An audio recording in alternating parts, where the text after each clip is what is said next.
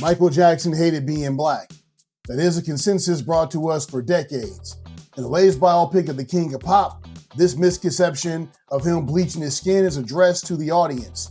The skin condition vitiligo was the culprit for Michael Jackson losing the melanin in his skin, but he did get a nose job, which suggests there may have been some self-esteem issues. However, I think Michael Jackson had a love-hate relationship with his blackness, which really means he was a victim of white supremacy like other black people.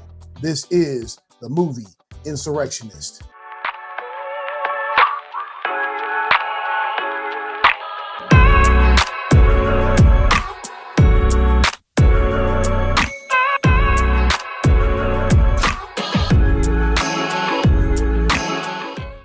Welcome to the Movie Insurrectionist. This is your host, Rashad, and welcome to our channel.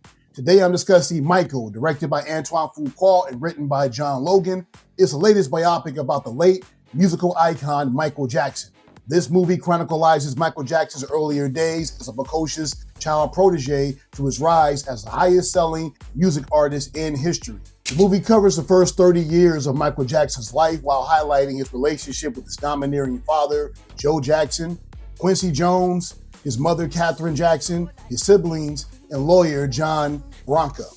The movie highlights his emergence as a global superstar when he breaks barriers such as being the first black recording artist on MTV, while he exerts his independence from his family to become his own man in the music industry. The film stars Jafar Jackson, Michael Jackson's nephew, as the King of Pop, Coleman Domingo as Joe Jackson, and Nia Long as Katherine Jackson, among others. Pause. If you enjoyed this content, please be sure to like the video, make a comment in the comment section, press the subscribe button, share and follow us on TikTok and X. Now, let's get back to it. This seems like a biopic that's for casual Michael Jackson fans.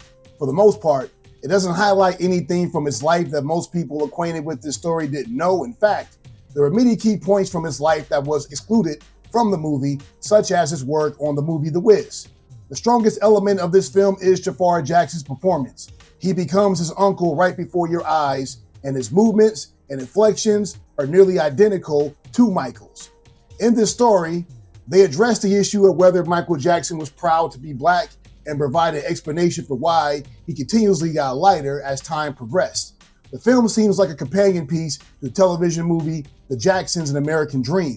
That story is Joe Jackson's story and how he was the architect of the Jackson family, but this story is about his most famous son, Michael, and how he became literally one of the most famous people in history.